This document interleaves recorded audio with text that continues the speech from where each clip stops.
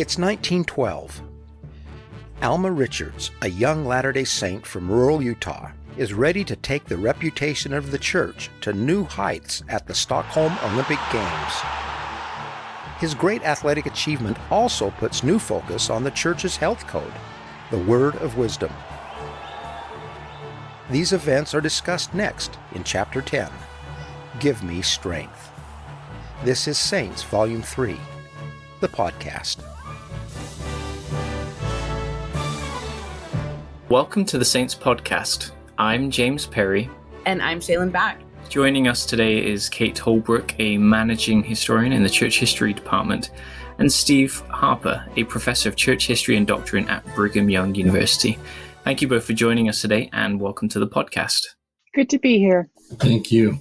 Well, Kate, to get us started, would you mind sharing some of your general thoughts about the chapter and the stories that stood out to you? Well, I was very interested in learning more about Alma Richards. I don't know if I get to say what ended up happening with his Olympic experience. Spoiler alert. But I was also really interested in the information about Mexico, both the colonies and what was happening with predominantly white Latter-day Saints living in the Mexican colonies, but then also what was happening as Native Mexican people were able to become re-affiliated with the church after a long absence. A lot goes on in this chapter. It certainly does. Well, Steve, you were the very first managing historian of the Saints Project, and we would just love to know what are some of the ways that you've seen or heard the first two volumes being used? Well, it's very exciting to me to hear that kind of stuff. When Volume 1 first came out in September of 2018, there was all kinds of excitement about that. It had been teased for 6 months in the church magazines, and so there was quite an appetite for it, as well as Volume 2, and now for this one, too, Volume 3. So there were whole institute classes and groups and youth groups that were having readathons, read the whole volume all the way through. And since then, there have been something like 500,000 copies of Volume 1 that have sold, and many, many millions of chapters read and listened to online. So it's quite gratifying to see how far of a reach it's having. Lots and lots of missionaries are reading it. I know tens of thousands of BYU students are reading it. I remember once years ago thought, wouldn't it be great if about 10% of church-going Latter-day Saints could read this book? And I think we've passed that threshold. So it's really thrilling. And the great goal, of course, is it will get the sacred history deep into the hearts and minds of people everywhere. And that hadn't always happened before. So I believe that is happening, and I'm really thrilled the Saints is a vehicle for that. Absolutely. Thank you. Well, let's get into the chapter, and perhaps we could begin by talking about Alma Richards. And here we are introduced to this young man, and he has a fascinating story, but I'd be curious what else you might be able to tell us about who he is and what he's doing. Alma Richards was just good at jumping. He was from a rural town. He had a coach at BYU who saw his talent and who said, you know, if you really focused on this for a year and a half, I think you could go to the Olympics. And so he did what his coach said, and he focused, and he ended up going to the Olympics. But it's a very different path than what we see now. And I like that path better. I like the idea that he had a broader experiences than somebody who has to specialize from their earliest age. Yeah, he kind of comes out of the blue, right? Just a small town kid. And then all of a sudden he's in the Olympic trials and nobody knows who he is. He gets almost passed over because they say it was a fluke. I mean, this kid came out of nowhere and he just somehow managed to jump well over 6 feet. And he did it in a weird way from what I can tell.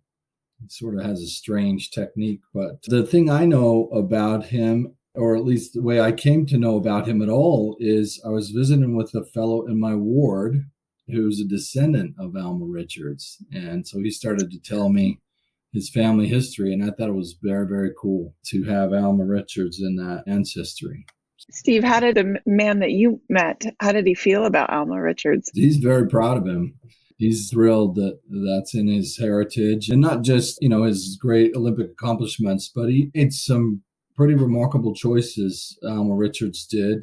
Very smart, right? Ivy League educated, Stanford educated as well, and then decided to become a high school science teacher for much of his career. He could have had a more lucrative career than that if he wanted. So he's somebody to admire and look up to, and humble too. I like the prayer that he offered when he was about to make his gold medal winning jump. And I'll try not to give that spoiler away either, but it was I could take some lessons from him in humility, if not in high jumping, probably. I also felt some kinship with him. He was off that day and not jumping as well as he needed to, and the prayer helped him focus. He felt weakness leaving him, and I've certainly, on times when something in my career has been, or just my everyday life has been really demanding, I've had that feeling of the stakes are high and feeling really anxious about it and needing a higher power to calm me down and help me focus and address the task at hand. Well, thank you too for giving us a little bit more insight into Alma and kind of where he came from. I think this is such a fascinating story. In the chapter, we read about a gymnasium run by Protestant groups. How conscious was the effort on the behalf of Protestant groups to try and convert young Latter-day Saints? I know a little bit about that, not so much in terms of the sporting events or the gym, right, the YMCA, but I know that there were definitely Protestant groups who were planning missions and especially schools in Utah because they thought that would be a way to bring the gospel to Latter-day Saints, what I call the unrestored gospel, to bring it to Latter-day Saints. And those Christians believed that was exactly the right thing they should be doing. It was the best way they could help their brothers and sisters. So they did it very sincerely and lovingly. And it worried the Latter-day Saints quite a bit. The schools were superior, frankly. So the Saints knew that they needed to get up to speed educationally. And then it turns out in the early 20th century, athletically as well. Young men and young women wanted to have those kinds of opportunities. And places like the YMCA were offering them. And so the Saints decided they needed to start offering that kind of opportunity as well. As I was reading the chapter, I thought about the gym in my church, right? This might be the reason there's a gym in just about every church part of the world. And that we take seriously the cultivation of our bodies and so forth, along with our spirits. My last ward that I was in had such a big gym. It was the most prominent feature of the chapel. It was an old building, and some people would complain about it and some people would celebrate it. But I was thinking as I read the chapter too about young women and what was happening with them. It's great that this chapter focuses on Alma Richards, but the young women for a decade or more before this had been publishing articles about what we might call now physical fitness in the Young Women's Journal. A couple of prominent Latter-day Saint women had gone to summer school at Harvard University and studied physical education there with a woman named Maud May Babcock. And then they'd convinced her to come here to the U. She was the first female professor. And she ended up founding both the speech department and the physical, they called it physical culture then, but the physical education department. She joined the church. She only came out originally for a year, but she joined the church and ended up staying and doing a lot of wonderful work. And so her influence at the University of Utah and in the Young Women's Journal, that was definitely felt. And in the case of young women, they talked a lot about dress reform. They talked about how you can't move in a way that keeps you healthy if you're wearing a corset. And so Maud May Babcock came up with a special outfit for female basketball players to wear that would give them a little more freedom to move and expose their ankles. So that was a concern of some of the mothers of some of the players. But we may have been behind the Protestants as far as reaching out to our everyday members, but this was definitely something that the leaders were thinking about and learning about. I find that very, very cool because one of my most precious family history artifacts is a picture of my mother on the basketball team of her school wearing the new and improved uniforms and being encouraged by Professor Babcock and the like to do these kinds of things. That's a very cool story, Kate. Thank you for reminding us of it. A very great story. And also, Steve, such a cool connection with your mom. I love that. Yeah, me too. Yeah. Well, Kate, you bring up this point about how in the Young Women's Organization they are taking these steps, but the church here is finding that its young men are struggling with the lack of social and physical activities. But instead, they're attending meetings that are focused on religious or academic subjects. Would either of you be able to talk to us about why this was becoming more and more of a problem in the early 20th century? I think young men were very interested in sports and conversations about sport that were happening at this time. And developmentally, a teenage boy, the best way to get him interested and engaged in something is not to have him sit down and study religious texts week after week. So it makes sense that there was a tension there, and eventually figuring out how to have more physical activity for young men was important. At the same time, the Young Men's Organization was really reaching out to the Young Women's Organization, and they were collaborating. And because the young women were attending, that was working. And they were hoping that if young men and young women attended meetings together, that would help young men want to attend. It seems that it did. Yeah, in my ward, that still holds true. If the young women are coming, the young men turn out in greater numbers and they behave themselves better. Well, it's great to know the origins of this focus on physical activity and things like that and how that continues today. I would love to jump back to Alma and hear from you. What was the significance of his accomplishment? And then how did this accomplishment affect the church in general? So after Alma won the gold medal, somebody said to him, "You just put Utah on the map." But it really did wake people up to the fact of this state that they didn't know much about. And maybe if they did know something about it, their information was probably quite outdated. And then Alma also got some positive press for being a clean, upstanding young man who obeyed the word of wisdom. One of the members of the American Olympic Association said, "I wish all of our athletes were as clean as you are." So that was maybe the beginning of some really positive acknowledgement nationwide that the way that young people in the church were being raised. Alma's gold medal and the real positive media reports and views of Latter-day Saints that come out of it coincide with a long, long history of very hostile media reports against the Saints. At about the same time that Alma wins the gold medal, Cosmopolitan magazine publishes articles about the Church of Jesus Christ being the viper on the hearth, the snake in your kitchen that's going to eat your children. And it seems strange maybe to us, but they were not kidding. And that was a widely held view on both sides of the Atlantic Ocean. And the church was quite scary to many, many people. Its motives and intentions and beliefs had been misrepresented, and Latter-day Saints themselves had often been portrayed as sinister and scary and seductive and so forth.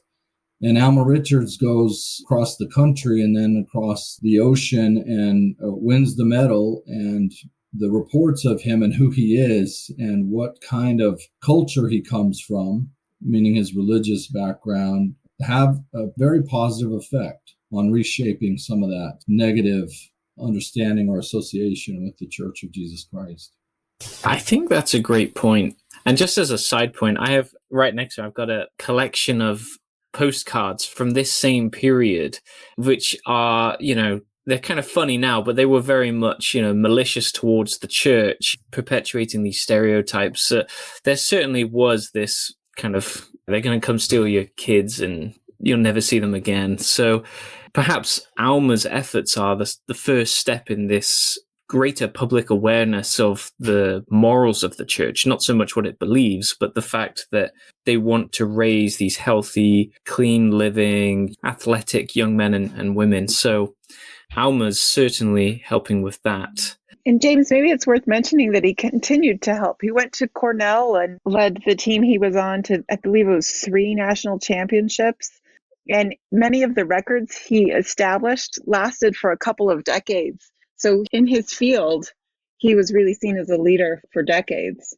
It wasn't just the moment of the Olympics and then he went away.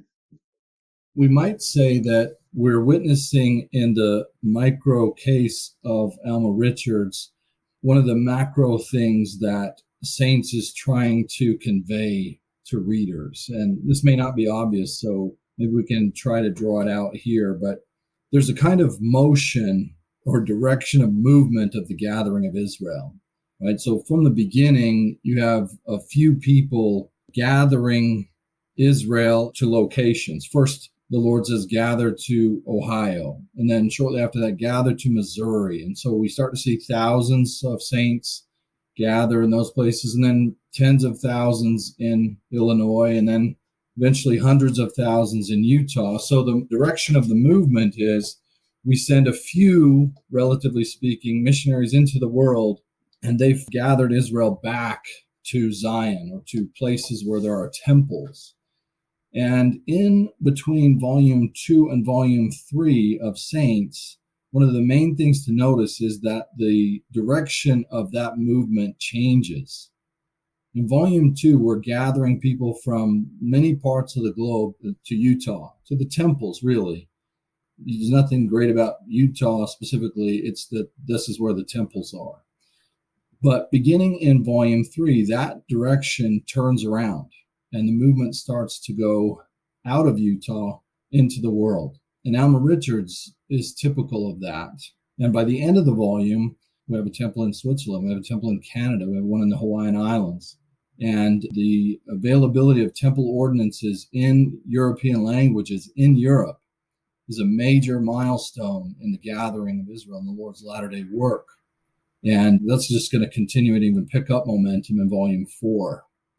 Maybe that was way too much of a spoiler. Sorry if I gave away the whole volume 4. No, that's quite all right. Okay, so let's go on to talk about the word of wisdom a little bit in relation to Alma Richards. All of our Latter-day Saint listeners will know the word of wisdom as a well understood and required commandment. It's something that you know not to drink tea and coffee or to smoke, and there's kind of well-known aspects of the commandment. But I wonder if we could talk about how Latter-day Saint leaders presented the word of wisdom in the years after it had been revealed. How did that differ then to how we understand it today? I always get pretty excited at the opportunity to talk about the word of wisdom, James. You might have to rein me in a little bit. When the revelation was first received, Joseph Smith and a lot of the members of the church were in Kirtland, Ohio at the time, and they took it very seriously, and they interpreted hot drinks to mean coffee and tea, and they really worked on following it. But I think all of the dislocation and all of the persecution and the refugee status that they kept experiencing led them to put the word of wisdom a little more on the back burner. And there is that line that says, not by way of commandment, that further led them to behave that way. So I think there were people who took it very seriously, took it to heart, but a lot of others just thought of it as optional. And that lasted for a long time. It took Brigham Young, such a good man, it took him a long time to be able to give up the habit of tobacco. Towards the end of his life, he finally did. The members of the 12 would recommit themselves to honoring the word of wisdom. But you see in really old photos of the Salt Lake Temple, there were spittoons, white, clean-looking spittoons in the room where the 12 would have their meeting, because they weren't all obeying the word of wisdom. By the time of Alma Richards, I think the 12 all were obeying the word of wisdom. And it was a time when they were trying to get people to be more righteous in general, and that included observing the word of wisdom. There were still some disagreements about what it even meant really to obey the word of wisdom. Lorenzo Snow had thought that it meant a vegetarian lifestyle. He really focused on that, not eating very much meat. But we know that didn't stick. So there's more practicing of the word of wisdom, but it's still not taken for granted the way it is today. And people are still even able to attend the temple if they smoke or chew tobacco or drink their tea or even drink some alcohol. I should say this, they did understand the word of wisdom to be against drunkenness. But to have a beer or a little cordial or something now and again, most people didn't see that as violating the word of wisdom. It was drunkenness that violated the word of wisdom. Well, Kate, when was it that it was a commandment for service and for attending the temple, as far as missionaries and church leaders go, especially. That was a process too, because Heber J. Grant said it was necessary for temple attendance when he became president of the church, but then it still sort of wasn't. And so in the 1930s, then he said, it is, and I mean it. And that's when it appeared in the handbook. And that's when people really started to reinforce it. I myself see the process as one of everybody always wanting to be compassionate. And it's so hard to break a habit that they wanted to be compassionate with people who had these habits and still allow them full participation in the church. But at the same time, these leaders, sometimes from Heber J. Grant, had a little experience himself with having trouble giving up beer and coffee, two different incidents. Their personal experiences or things they saw in the community, I think they ended up saying, wow, there's more suffering from us not taking this seriously and enforcing it than there would be for us letting people by who already have the habit. It's my own sort of thinking. I always like listening to Kate on the Word of Wisdom. She's really profound insights, I think, and really well informed about it. So I appreciate Kate. I like that point about it's a kind of a history of compassion. And I think some people might want to interpret the facts as kind of a history of hypocrisy or something. But I think of it as sort of being stuck on the horns of a dilemma, right? You've got this piece of wisdom that is clearly wise. I mean, tobacco will do bad things to you, and excessive alcohol will too. And not only you, but it can ruin relationships and so forth. I have a family history of alcoholism that's been hard on my family relationships. So why not then just make a hard line, right? Why not Joseph Smith say from day one, if you touch this stuff, you're out? Well, because he and everybody else would be out. And the Lord wants to invite us in.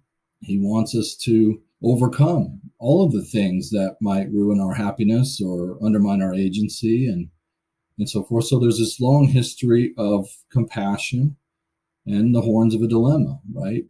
We want to enforce the word of wisdom and teach it and so forth. And at the same time, we want to not rule people out and exclude the people. And that's the history of the word of wisdom. And it's a really great history. Some people, I think, get frustrated with it because they see it as uneven or maybe hypocritical. I see it as, in Kate's terms, as a history of God's compassion and his people trying to be compassionate with themselves and others as well. I really love that. And I think so too. I keep thinking of the line that it's a principle with a promise. And I think for a lot of the saints, they probably, once they did it, it was something so personal that they really had to gain a testimony of and see those promises that would come if they kept that principle. So anyway, I just love hearing that history and a little bit more context about that too. Thank you. And if I may add, and Kate and Steve, correct me if I'm wrong, there has been so much that we have come to understand about our bodies and about health and about addictions. And we, in particularly the 20th and 21st centuries, have only really begun to understand how we can tackle those, how we can help people move past addictions. So perhaps part of the growing insistence on the word of wisdom was starting to coincide with the resources and the knowledge that we needed to be able to make those changes. And we see this with the Widsows later in the volume, where they put such an emphasis on health and on teaching the saints around the time that the enforcement comes in. I'm glad you mentioned the Widsows, James. There was a time when people started to call the word of wisdom the word of Widsow because they had such an influence. They were such strong supporters of it.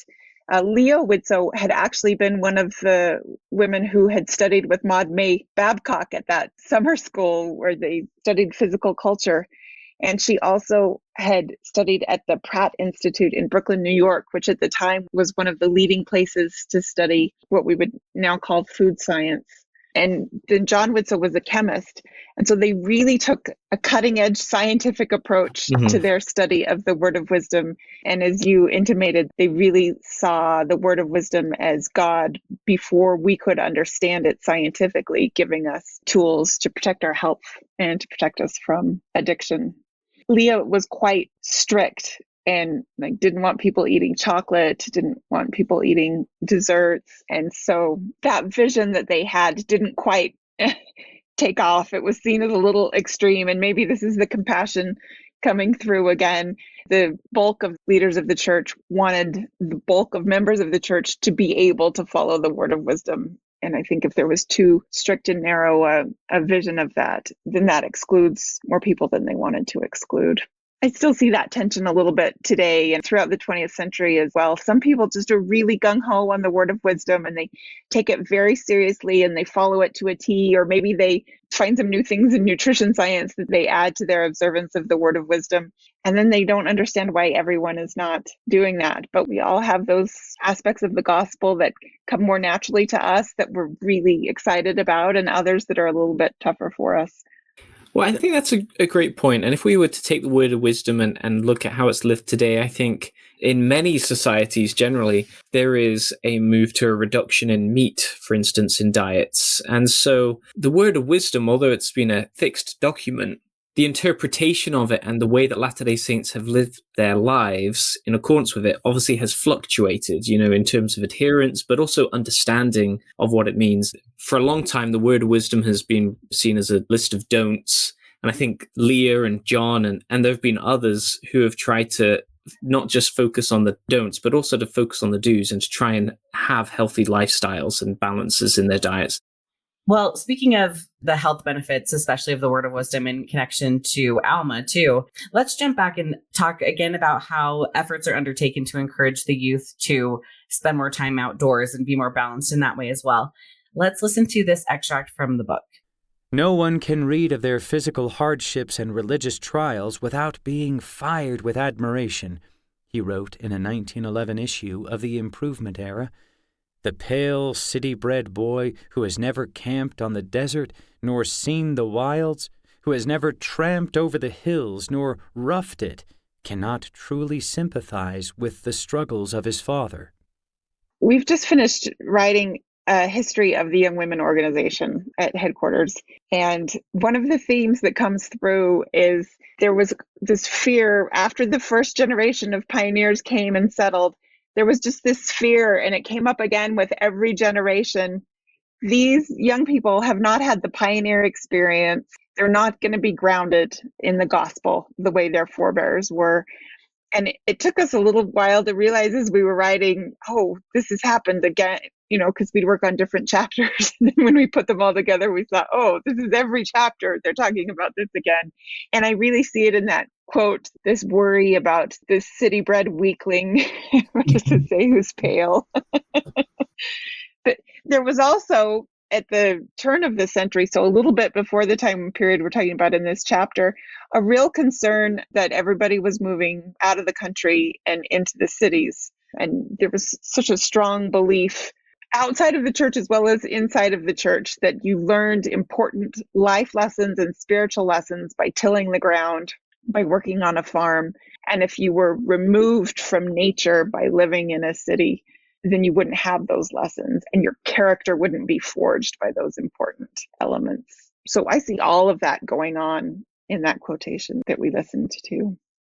I think that's the terrific, interesting observations, Kate. I hear in this quote, by the way, is from Alma's coach, who was not only his coach, but generally speaking, a kind of a mentor to the whole church, an advisor about these kinds of things. And you can hear in it that same message that I've started to give, right, in my advanced years now. I used to be the person who rolled my eyes when my parents said this sort of thing. Now I am the person who says this sort of thing about kids these days. They're just growing up, not like I used to, not picking rotten potatoes off of lines as they came along, but they're growing up soft and they need to get out there and mow the lawn and stuff like that. So I think it's an interesting thing to observe. That is, the quote is not necessarily something that the writers of Saints put in to be taken at face value. There may very well be value in it, but it's also useful to observe that it expresses the sentiment of the anxiety the older generation always feels for the younger generation coming up. And this is a constant throughout history, but it's certainly in our church history. We want the rising generation to be true to the faith that their parents have cherished and for which martyrs have perished.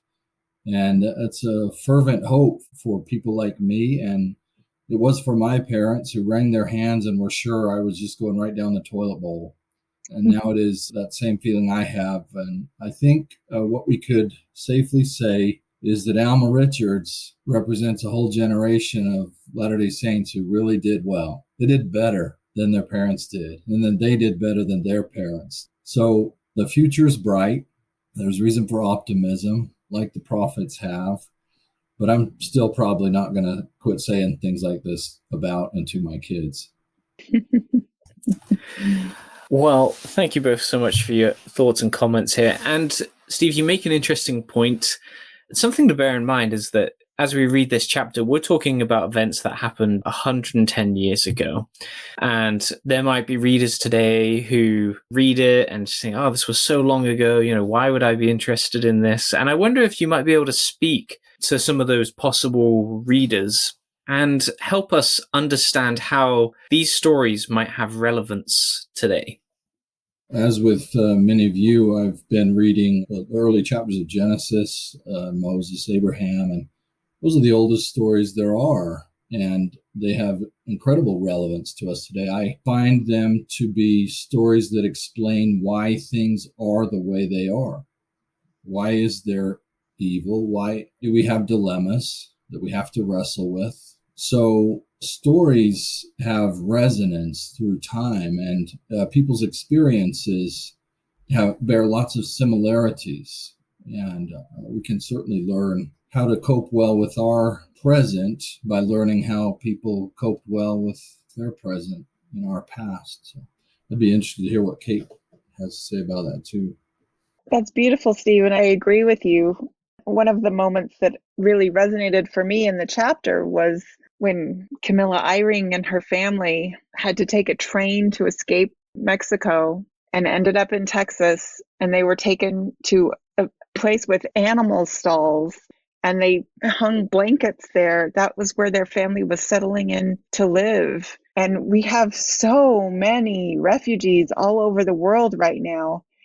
Somehow hearing about her experience really helped me connect for refugees today about what that experience is like.